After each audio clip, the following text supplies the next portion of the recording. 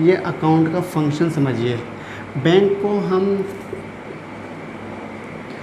Financial institute बोलते हैं। Bank की डेफिनेशन यही है, that financial institute which accept deposit from public and allowed to withdraw by cheque draft and ATM. ठीक है दोस्तों, तो बैंक एक क्या होती है, फाइनेंशियल इंस्टीट्यूट होती है।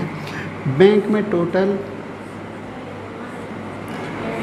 4 टाइप के अकाउंट ओपन किए जाते हैं, 4 टाइप के अकाउंट खुलते हैं। आपका जो मन करे आप वो अकाउंट खुला सकते हैं। एक होता है सेविंग अकाउंट, आप सब जानते हैं इसके बारे में। एक होता है करंट अकाउंट, एक होता है आपका एफडी, फिक्स डिपॉजिट या टर्म रिकरिंग डिपॉजिट अकाउंट। ठीक है दोस्तों, पहले इनका मतलब समझते हैं।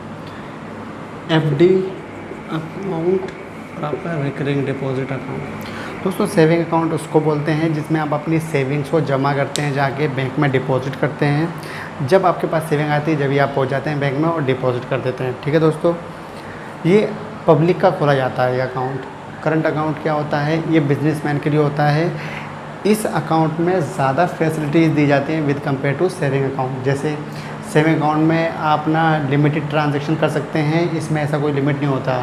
ठीक है दोस्तों, एफडी क्या होता है, इसमें आप ना एक फ़िक्स अमाउंट, जैसे फॉर एग्जांपल आपके पास 1 लाख रुपए हैं और आपको पता है मुझे इस 1 लाख की 2 साल तक कोई नीड नहीं है। आप बैंक के पास पहुँचो, कह दो मेरे 1 लाख रुपए 2 साल के लिए डिपॉजिट कर लो। बैंक कहेगा 2 साल से पहले आपको नहीं दिए जाएंगे। आप कह रहे ठीक है, तो आपने 1 लाख रुपए 2 साल के लिए डिपॉजिट कर दिए बस इस पर, और इस पर बैंक ज़्यादा इंटरेस्ट भी देगा। ठीक है दोस्तों, मगर आपको एटीएम नहीं दिया जाएगा और आपको चेकबुक नहीं दी जाएगी। जो कि एफडी। रिकरिंग डिपॉजिट अकाउंट क्या होता है, इसके अंदर क्या होता है कि एक फ़िक्स अमाउंट आप बार बार, जैसे फॉर एग्ज़ाम्पल आपकी 10 तारीख को सैलरी आती है, आपने बैंक से कहा है सर मैं 11 तारीख को आपके पास डेली 1000 रुपीज़ जमा करूँगा 10 साल तक कंटिन्यू, तो इसको बोलेंगे रिकरिंग डिपॉजिट अकाउंट। बार बार फिक्स अमाउंट फिक्स डेट पर आप डिपॉजिट कर रहे हैं, उसके बाद आपकी अमाउंट मैच्योर हो जाएगी और आपको रिटर्न बहुत बड़ी अमाउंट मिल जाएगी। ठीक है दोस्तों, जब आप सेविंग अकाउंट और करंट अकाउंट में अमाउंट डिपॉजिट करते हैं तो उसको डिमांड डिपॉजिट बोला जाता है। क्लियरली समझ आ गया। और जब आप एफडी या रिकरिंग डिपॉजिट अकाउंट में अमाउंट डिपॉजिट करते हैं तो उसको टर्म डिपॉजिट कहा जाता है। बस इतना याद कर लो आप। इस डिपॉजिट, डिमांड डिपॉजिट में आपको चेक, एटीएम कार्ड मिलता है।